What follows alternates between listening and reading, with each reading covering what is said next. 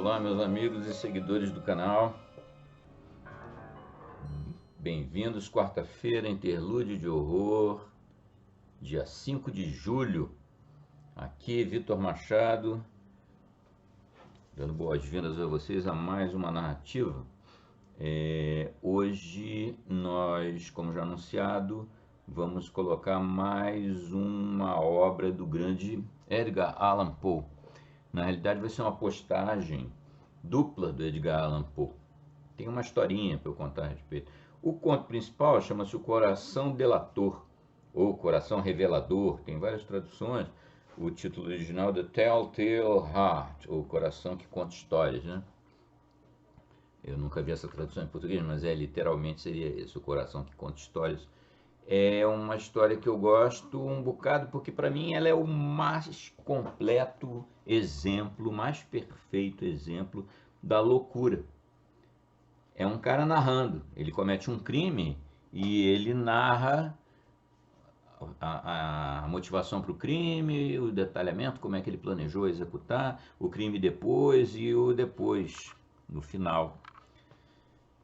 E a narrativa, o cara é completamente louco e a narrativa deixa isso tão claro e o único que não percebe a loucura é ele mesmo. Inclusive ele está se defendendo da suposta acusação de ser louco, né? Ele está mostrando, bom, eu não posso ser louco por tais e tais razões. É muito bacana, é um conto curtinho, mas ele é a perfeição total em termos da descrição da loucura. Esse é um tema recorrente na literatura, no cinema, né, na ficção em geral e na vida real também. É bem recorrente. Mas o Coração Delator, do Edgar Allan Poe, é o máximo nesse, dentro desse nicho aí da loucura, né? E a respeito do... Eu li bastantes resenhas a respeito deles, até vou fazer um comentário, achei umas engraçadíssimas, mas na verdade o que para mim é evidente do conto, além de ser dele retratar a loucura, ele representa bem um período mais deprê da vida do Edgar Allan Poe. Vocês lembram da postagem anterior dele que a gente fez aqui, que ele se casou, né, com uma prima de 13 anos de idade que veio a morrer de tuberculose com 24, uma coisa triste. E isso marcou muito a obra do Edgar Allan Poe, né? Aquelas mulheres, as Berenices da vida, as Leonoras e tal, as Ligeias da vida dele, tudo são avatares dessa mulher, né? Da Clara, a mulher dele, né? Prima e a mulher dele, que eles eram muito apaixonados e tal. O que acontece? A Clara, ela apresentou os primeiros sinais da tuberculose em 1842. Então veja esse pequeno pedaço da linha da vida do Edgar Allan Poe. 42 ela começa a apresentar a doença, na época era fatal normalmente. 42 doente, 43 é o coração delator. E detalhe, quando ela começou a ficar doente, o Edgar Allan Poe começou a beber, ele ficou muito mal, né? Mentalmente, psicologicamente. Ele começou a se embebedar assim pesadamente, inclusive na época ele estava tentando uma vaga de assessor junto ao presidente norte-americano da época, mas ele foram marcadas umas audiências, ele não foi porque estava bêbado, esse tipo de situação. Então em 43 ele escreve O Coração Delator. Depois em 45 ele escreve O Corvo, que foi um sucesso, o maior sucesso da carreira dele até então. E em 47 ela morre. Então você vê que nesses 5 anos, de 42 a 47, foi o fundo do poço da vida do Edgar Allan Poe, né? Então isso que é claramente o start, a inspiração, a motivação para um conto tão sombrio e grotesco quanto é o Coração Delator. Eu li, né, umas resenhas, cada uma mais engraçada que o outro, que tinha um toque de humor. Li um outro que dizia como que O Coração Delator, essa é a melhor de todas. Que existia um toque, uma simbologia feminista, porque o olho maligno era masculino, o olhar maligno do assassino, do louco, sobre a vítima, que é um outro homem, um velho, não tem nenhuma mulher na história. Mas que o traço que o louco se fixa da personalidade, da figura da vítima é o olho cego, um olho coberto de catarata. E que o olho coberto de catarata seria um símbolo do feminino, da figura da mulher oprimida pelo olhar masculino, uma coisa realmente cômica. Se tem alguma coisa que é cômico no troço todo, é uma resenha desse tipo. Não é a história, não tem nada de cômica, né? Absolutamente. É um cara imerso na total loucura, né? Um conto magnífico, apesar de pequeno. Para mim, é uma coisa que sempre me atraiu muito em contos, é justamente a capacidade que alguns escritores têm de, em poucas linhas, ser profundo, denso, retratar situações muito complexas, não precisa de centenas de páginas de um romancante fazer dos romances, é claro. Mas então esse é o Coração Delator, é o que nós vamos ter hoje. Aí, o que acontece? Eu fiquei pensando assim, bom, é um conto curto, é genial o conto, não precisa ser grande e tal, mas eu vou botar um bônus aí na postagem. Aí o que acontece? Eu leio muito para minhas filhas, né? Diversas coisas, não só terror, né? Claro, que nem a maior parte das vezes é terror, é outro tipo de situação, outros livros e tal. Eu leio muito para elas, para induzir o interesse pela literatura. E eu estava lendo para ela um livro que foi um amigo, grande amigo meu, desde longos anos, que eu reencontrei recentemente, tinha perdido o contato, e ele me sugeriu um livro de um cara que é figurinha carimbada aqui do canal, que é o Hélio do Soveral. Eu vou botar uns links aqui de várias postagens que eu já fiz sobre o Hélio do Soveral, nem das histórias que eu radiofonizei, porque o Hélio Soveral é uma figura, mas não vamos tomar tempo do Edgar Allan Poe com o Hélio Soveral exatamente. Vocês dêem uma olhada aqui nessas postagens que eu estou colocando aqui acima, para vocês verem, saberem um pouco da vida do Hélio Soberal. É um português, mas ele é um português brasileiro, tipo eu. É um português brasileiro, veio para o Brasil novinho, fez a carreira dele toda aqui. E esse detalhe que esse meu amigo mencionou do livro, eu não sabia sobre a vida do Hélio Soberal. Que o Hélio Soberal era um fã do Edgar Allan Poe, eu já sabia. Que o Hélio de Soveral gostava muito de poesia, eu também sabia. Eu só não sabia que ele tinha escrito um livro chamado Poe por Hélio de Soveral, onde é um livro maravilha. Quem puder, que consiga. Quem gosta de poesia, né? O livro ele tem do lado direito, você abre o livro assim, à direita você tem os poemas, é toda a obra poética do Edgar Allan Poe. À direita, então, na página direita, vem lá em inglês, o original, e na página esquerda, o mesmo conto traduzido para o português, porém traduzido pelo Hélio do Soveral. Então ele é um coautor, não é assim, um tradutor, coautor, sei lá, o que vocês quiserem chamar. Mas aí esse meu amigo que por sinal até tem um canal que eu recomendo totalmente, que ele é um musicista clássico, ele toca instrumentos medievais, vale a pena vocês darem uma olhada. Eu vou botar o link do canal dele aqui. É um canal para quem gosta de música medieval, renascentista, clássica, barroca, é imperdível. Eu considero ele um grande artista. Então, ele me deu essa dica do livro, eu comprei o livro e estava lendo alguns poemas para minha filha maior, a Vitória. Aí o que acontece? Eu li para ela O Corvo, entre outros, li vários, mas li O Corvo, que é o conto mais famoso do Edgar Allan Poe, desse mesmo período deprê dele, é de 1845, O Corvo, né? Eu li, mas eu li em português. Aí eu fiquei impressionado com o seguinte: o impacto da leitura do Corvo em português eu achei muito superior ao original no inglês, incrível. É a antítese daquela história do tradutor e traditore, que eu já comentei com vocês no passado, que os tradutores, em geral, infelicitam as obras.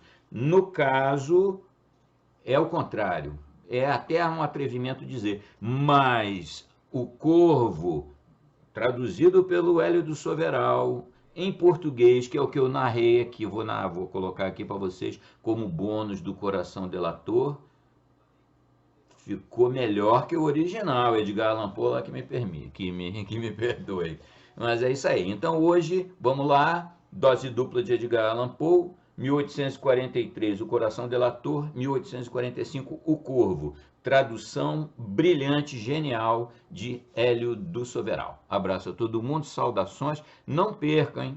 É uma postagem muito especial, de fato. Abraço, peço os likes, comentários e vamos avançando. Final de semana que vem, mais Lovecraft, é claro.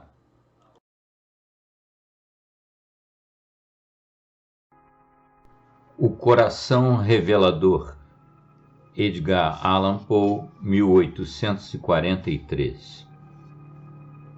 É verdade. Tenho estado e ainda estou nervoso, muito nervoso. Mas por acaso vocês afirmariam que estou louco? A enfermidade aguçou meus sentidos, não os destruiu nem os amorteceu. Era aguçado, acima de tudo, o sentido da audição. Ouvia tudo no céu e na terra. Ouvi muitas coisas no inferno. Como posso então estar louco? Ouvi! Observai com que intimidade, com que calma vos posso contar toda a história.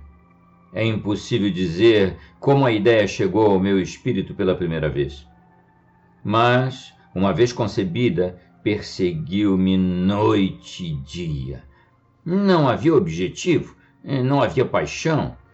Eu adorava o velho. Nunca havia me insultado. Nunca me fizera nenhum mal. Eu não tinha a menor ambição pelo seu ouro. Acho que era o seu olhar. Sim, era isso. Um de seus olhos assemelhava-se ao de um abutre, um pálido olho azul, enevoado. Sempre que caía sobre mim, meu sangue gelava. E pouco a pouco, gradualmente, decidi tirar a vida do velho. E assim livrar-me daquele olho para sempre. Bem, aí está a questão. Pensais que estou louco, mas os loucos não sabem de nada. E deverias ter me visto, deverias ver com que sensatez eu agi, com que cautela, com que antecipação, com que dissimulação pus-me a trabalhar. Nunca fui mais gentil para com o velho do que durante a semana antes de matá-lo. Cada noite, por volta da meia-noite, virava a maçaneta de sua porta e abria. Oh, com tanta delicadeza! Então, depois de abrir o bastante para colocar a cabeça por ali, introduzia uma lanterna escura, totalmente velada, de modo que nenhuma luz se projetasse. Em seguida, colocava a cabeça pela abertura da porta. Oh, teríeis rido ao ver com que astúcia eu fazia. Movimentava-a lentamente, muito lentamente, para não perturbar o sono do velho. Levava 1 hora para colocar toda a minha cabeça pela abertura, de modo que pudesse vê-lo deitado na cama. Seria um louco tão prudente assim? Então, quando minha cabeça estava bem dentro do quarto, ligava a lanterna com muita cautela. Com tanta cautela, pois a porta rangia, e a acendia de modo que um único raio caísse sobre o olho do abutre. E isso eu fiz durante 7 longas noites, sempre exatamente à meia-noite. Mas sempre encontrei o olho fechado. Assim era impossível trabalhar, pois não era o velho que me irritava, mas seu olho diabólico. e cada manhã, ao despertar, entrava desembaraçada em seu quarto e falava-lhe sem temor, chamando-o pelo primeiro nome, com ternura, e perguntando-lhe sobre como passar a noite. Assim, podeis ver que ele precisaria ser um homem realmente muito perspicaz para suspeitar que todas as noites, exatamente à meia-noite, eu o observava enquanto dormia. Na 8ª noite, fui mais cauteloso do que o habitual ao abrir a porta. O ponteiro dos minutos de um relógio devia mover-se mais rápido do que eu. Nunca antes sentira a extensão de minha habilidade, de minha sagacidade. Quase não conseguia controlar meus sentimentos de triunfo. Pensar que ali estava eu a abrir a porta lentamente, e ele sem suspeitar de meus atos ou pensamentos secretos. Ri ligeiramente a essa ideia, e talvez ele me tivesse ouvido, porque moveu-se de repente na cama, como se assustado. Agora deveis imaginar que eu recuei. Mas não. O quarto estava escuro como piche, as janelas estavam fechadas por medo de ladrões. Por isso, sabia que não poderia me ver na abertura da porta, e continuei a empurrá-la, firmemente. Já tinha colocado a cabeça e ia abrir a lanterna, quando meu polegar deslizou sobre o fecho de metal e o velho saltou da cama, perguntando em voz alta: "Quem está aí?" Fiquei imóvel e em silêncio. Por toda uma hora não movi um músculo e não o ouvi deitar-se de novo. Ainda estava sentado na cama, à escuta, exatamente como eu fizera, noite após noite, ouvindo a ronda da morte próxima. Depois ouvi um gemido baixo e sabia tratar-se de um gemido de mortal terror. Não era um gemido de dor ou tristeza, não. Era um som baixo e sufocado, vindo do fundo da alma quando ela está sobrecarregada de terror. Eu conhecia bem esse som. Muitas noites, exatamente à meia-noite, quando todo o mundo dormia, ele subia de meu peito, aumentando com seu próprio eco os terrores que me afligiam. Digo que o conhecia bem. Sabia o que o velho sentia e lastimava-o, embora risse sinceramente no íntimo. Sabia que ficara acordado desde o primeiro movimento ligeiro, quando se movera na cama. Seus temores tinham crescido desde então. Tentara imaginar que eram influenciados, mas não conseguiu. Estivera dizendo consigo mesmo: não passa do vento na chaminé. Ou é só um rato passando pelo chão? Ou foi só um grilo que cantou?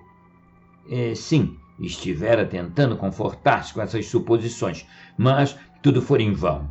Tudo em vão, porque a morte, ao se aproximar, projetara sua sombra negra para a frente, envolvendo sua vítima. E era a lúgubre influência desta sombra inesperada que o fazia sentir. Embora ele não visse nem ouvisse, sentir a presença de minha cabeça dentro do quarto. Depois de esperar por muito tempo, com grande paciência, sem tê-lo ouvido deitar-se, decidi abrir uma fenda muito pequena na lanterna. Assim o fiz. Não podeis imaginar com que firmeza, até que, finalmente, um fraco raio de luz, tênue como um fio de teia de aranha, saiu da fenda e iluminou em cheio o olho do abutre.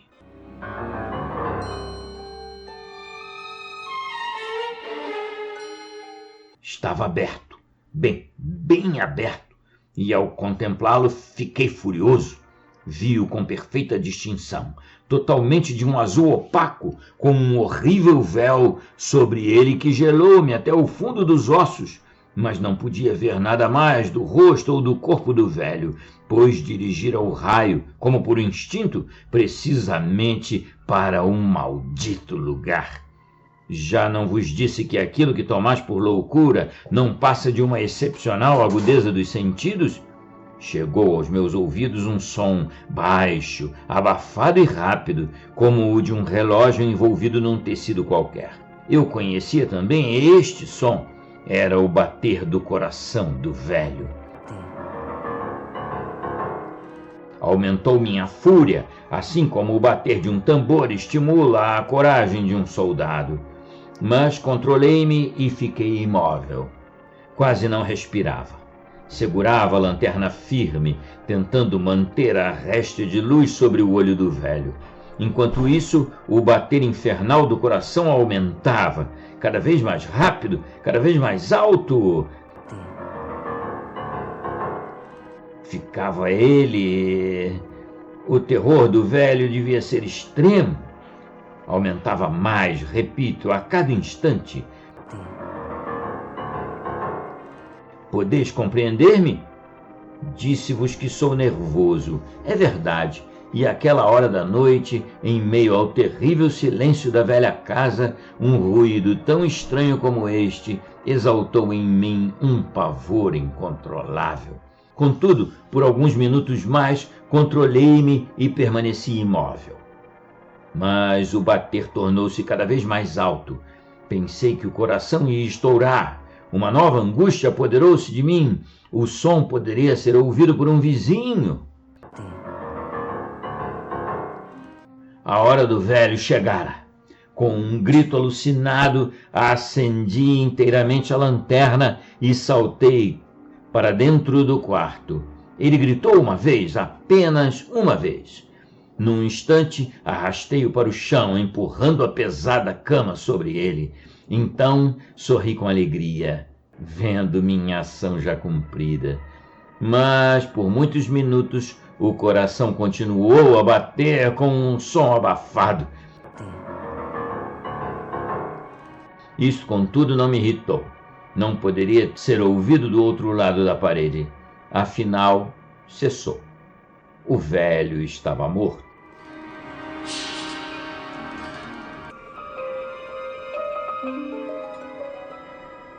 Retirei a cama e examinei o cadáver. Sim, estava completamente morto. Coloquei minha mão sobre seu coração, mantendo-a ali por muitos minutos. Não senti pulsação alguma. Estava petrificado. Seu olho nunca mais me aborreceria. Se ainda pensais que sou louco, não mais pensareis nisso quando vos descrever as sóbrias precauções que tomei para esconder o corpo. A noite chegava ao fim e trabalhei com rapidez, mas em silêncio. Antes de mais nada, esquartejei o corpo. Arranquei a cabeça, os braços e as pernas. Então tirei 3 tábuas do soalho do quarto e depositei tudo entre os caibros. Tornei a colocar as tábuas com tanta inteligência, tanta astúcia, que olho humano algum, nem mesmo o dele, poderia ter distinguido alguma coisa de anormal ali. Não havia nada para lavar, mancha de espécie alguma, nem de sangue. Fora precavido demais quanto a isso. Recolhera tudo numa tina. Quando terminei as tarefas, eram 4 horas, tão escuro como se fosse meia-noite. Quando o relógio soou as horas, ouvi uma batida na porta da rua. Desci com o coração leve, pois que tinha agora a temer? Entraram 3 homens que se apresentaram com a maior gentileza, como sendo da polícia. Um grito fora ouvido por um vizinho durante a noite. Despertara-se a suspeita de um crime. Fizeram uma queixa na chefatura de polícia, e eles, os policiais, tinham sido designados para investigar. Sorri, pois o que teria eu a temer? Dei minhas boas-vindas aos cavalheiros. O grito, dizia, fora meu, enquanto sonhava. O velho, relatei, estava fora do país. Levei meus visitantes por toda a casa. Pedi-lhes que procurassem bem. Por fim, conduzi-os ao quarto dele. Mostrei-lhes seus tesouros, guardados, intocados. No entusiasmo de minha autoconfiança, trouxe cadeiras para o quarto e pedi-lhes que descansassem bem ali de suas fadigas, enquanto eu mesmo Com a desarvorada audácia do triunfo total, coloquei minha cadeira exatamente sobre o local onde estava o cadáver de minha vítima. Os policiais deram-se por satisfeitos. Minha atitude os convencera. Procedera estranhamente à vontade. Sentaram-se e, enquanto eu respondia alegremente, conversavam coisas íntimas. Mas, daí a pouco, senti-me empalidecer e desejei que se fossem. Minha cabeça doía e imaginei ouvir um sonido nos ouvidos. Eles permaneciam sentados, conversando. O zumbido tornou-se mais distinto. Continuou e tornou-se mais claro ainda. Falei com mais desenvoltura para livrar-me do sentimento. O zumbido continuava e ganhava em determinação, até que, por fim, vi que o ruído não estava dentro de meus ouvidos. Sem dúvida, eu agora empalidecia muito, mas falava ainda com maior fluência e com voz mais alta. Contudo, o som aumentou.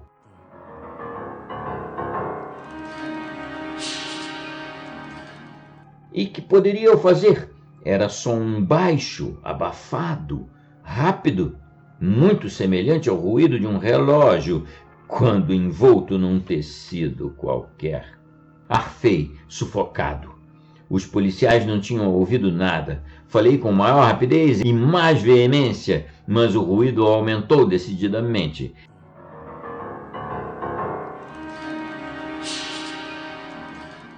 Ergui-me e falei sobre banalidades, num tom agudo e com violentas gesticulações, mas o ruído continuava a aumentar definitivamente. Por que eles não se iam? Caminhei pelo chão de um lado para o outro com passos pesados, como se exaltado até a fúria por ver ali os homens, mas o ruído continuava a aumentar. Oh, Deus!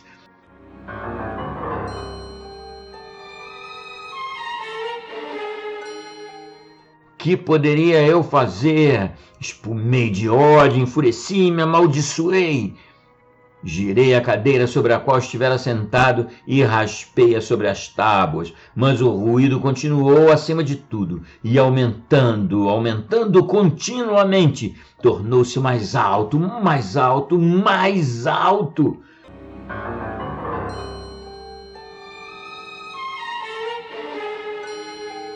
Os homens conversavam despreocupadamente e sorriam. Será possível que não estavam ouvindo? Deus Todo-Poderoso! Não! Ouviram, suspeitaram, estavam zombando de meu horror. Foi isto que pensei e ainda penso. Mas tudo era melhor que aquela agonia. Tudo era mais tolerável que aquela troça. Não podia mais suportar seus sorrisos hipócritas. Sentia que devia gritar ou morrer. E agora, outra vez, eu ouvia mais alto, mais alto, mais alto, mais alto.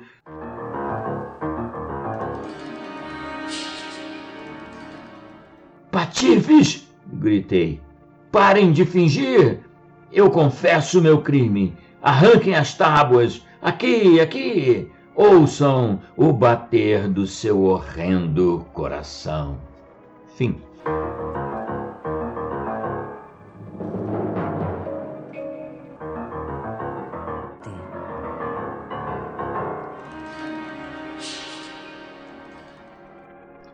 O Corvo, poema de Edgar Allan Poe, 1845.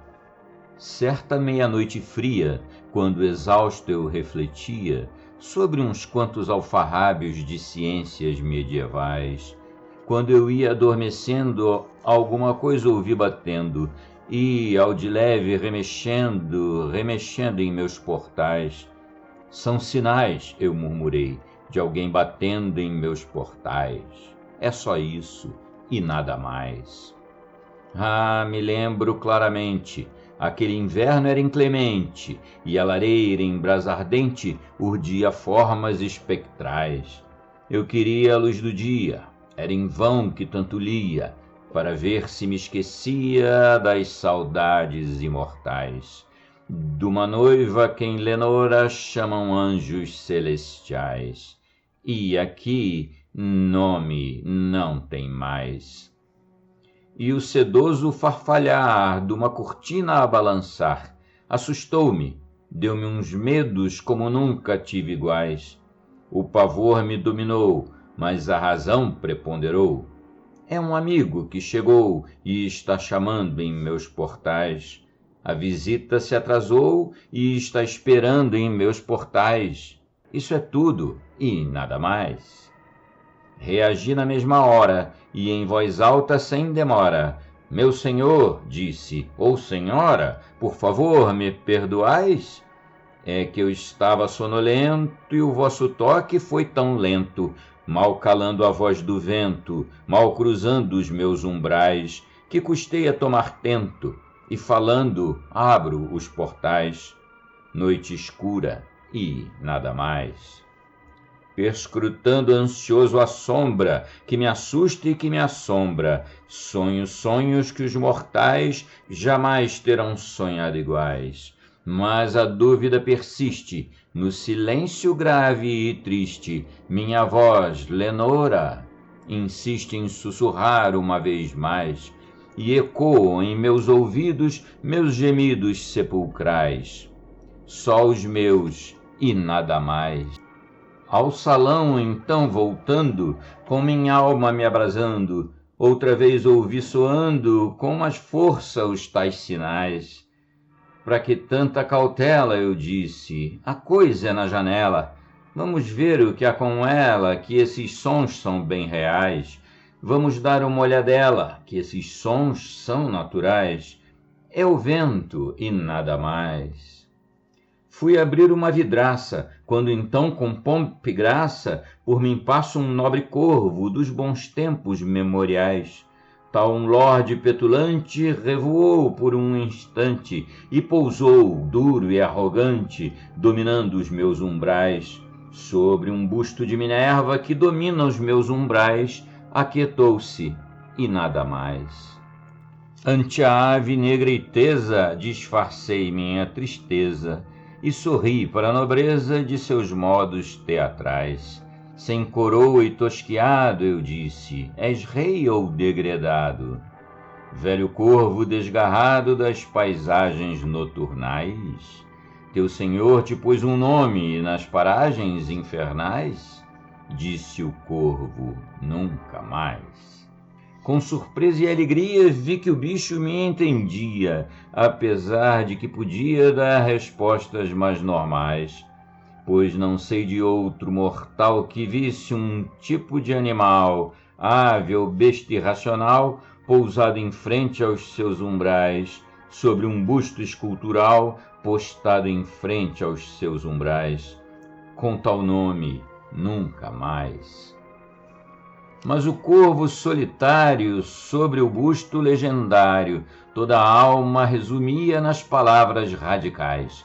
Nada mais ele dizia, pluma alguma ele mexia, só meus ais em suma ouvia. Tive amigos, ideais, que perdi e perco este, de manhã como os demais. E ele disse, nunca mais. Quer pareça ou não incrível, a resposta era cabível. Com certeza, ponderei, repete as sílabas banais, aprendidas com alguém dono, na ruína e no abandono, que da vida já no outono recolheu nos seus missais. Esse canta em grave entono que colheu nos seus missais. Esse nunca, nunca mais. Mas o corvo divertia minha triste fantasia. Arrastei uma poltrona para o pássaro e os umbrais, e sentei-me à sua frente, perguntando-me silente, que queria aquele ente de outras eras ancestrais. Ente rude, tosco, horrendo de outras eras ancestrais, crocitando nunca mais. Por suspeitas assaltados, eu e ele, os dois calados, vi seus olhos dardejarem pensamentos bestiais. Na poltrona eu me deitava e a cabeça mergulhava na luz rubra que tremia entre alfombras sociais. a luz rósea onde ela ria entre as sombras sensuais. E não ri, ai, nunca mais.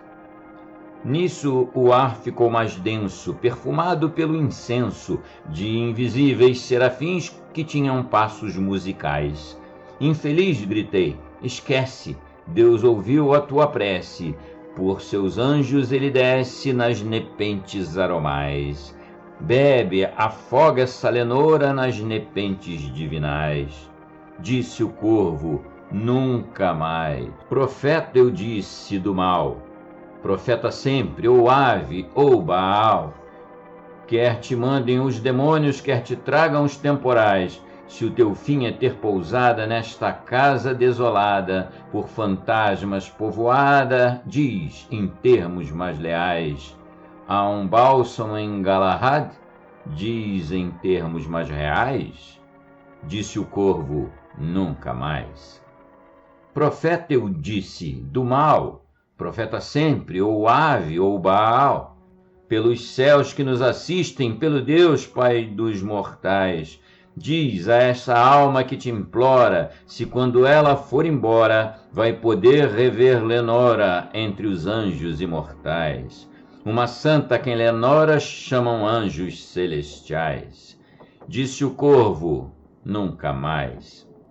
Impostor, bradei de pé, estás mentindo a minha fé. Vai-te, volta para as trevas e as paragens infernais. Que não fique em meu salão vestígio algum do teu refrão. Deixe intacta a solidão, voa do busto em meus umbrais. Tira as garras do meu peito e o vulto hostil dos meus umbrais. Disse o corvo, nunca mais. E o corvo não voou, ali ficou, aqui ficou, sobre a pálida Minerva, negrejando em meus umbrais, e os seus olhos têm o olhar de algum demônio a meditar, e a luz rubra vem casar as nossas sombras desiguais, e minha alma dessas sombras que flutuam triunfais, não se salva nunca mais.